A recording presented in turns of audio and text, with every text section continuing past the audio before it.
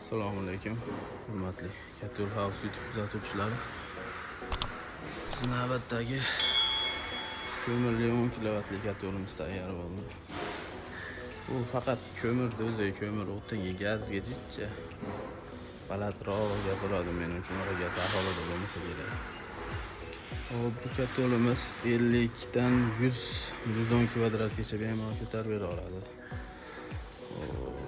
Katta yo'limiz o'ziga 20-30 kilo ko'mir sig'adi. Bunkerimizga tepadan yonuvchi texnik arena katta yo'limiz.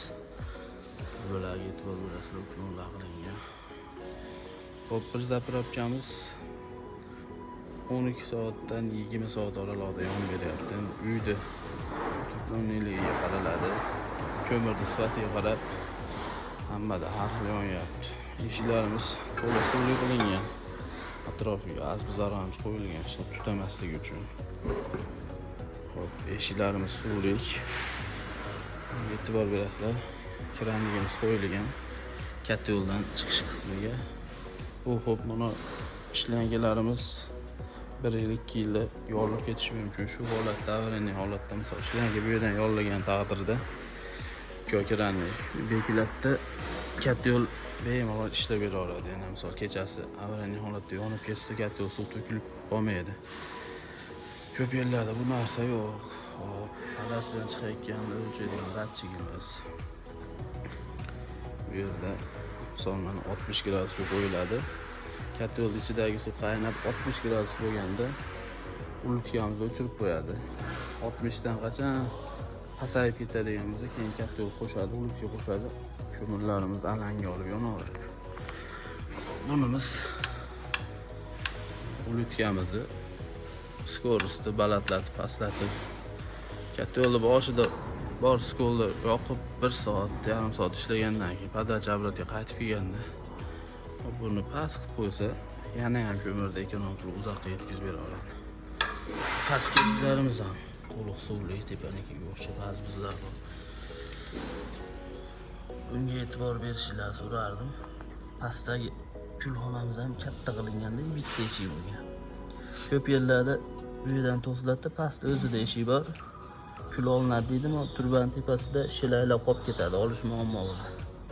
Shuning hisobidan katta bo'lganda bitta eshik olinganda ikkovi teng tozalanadi. Udovstvo yaratilgan qulaylik. Nima deymiz? Eshiklarimiz doimida ligirovchi. Pastki suvlarni eshiklarimizda mikrofonlar qo'yilgan. Bu yerda o'timiz tepadan yonib tushadi, o't yonadi, tushib bitta aylanib tepaga chiqib qoladi. Shu ikkita yo'lda tozalaydigan eshigimiz. Buni ochilib tozalanadi.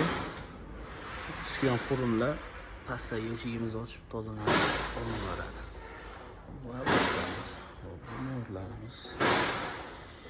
Hozircha shu qiziq bo'lsa, shu raqamlarga qo'shilishlar mumkin. Bizni yo'qotib qo'ymaslik uchun obuna bo'linglar, like bosib, katta Instagram tanishlarga bemalol jo'natib berasizlar. Yaxshi bo'ladi. Bizga shu 150 kvadratdan 1000 kvadratgacha xonadonlarga 1 sotikdan 30 sotikgacha issiqxonalarga katta yo'lda tayyorlab beramiz. Bu yoqda mana 30 kilovatli katta yo'limiz ichki holati to'liq lista bo'lgan. Tushib, chiqib, tushib, yana chiqib ketadi. Ichki holati shu. Sizlar qanaqa savollar bo'lsa, bemalol telefon qilib kommentariyaga yozishlar mumkin. Albatta, tezda o'qib javob qaytaramiz. Bizni kuzatishda davom etinglar. E'tibor uchun hammaga rahmat. Sog' bo'linglar.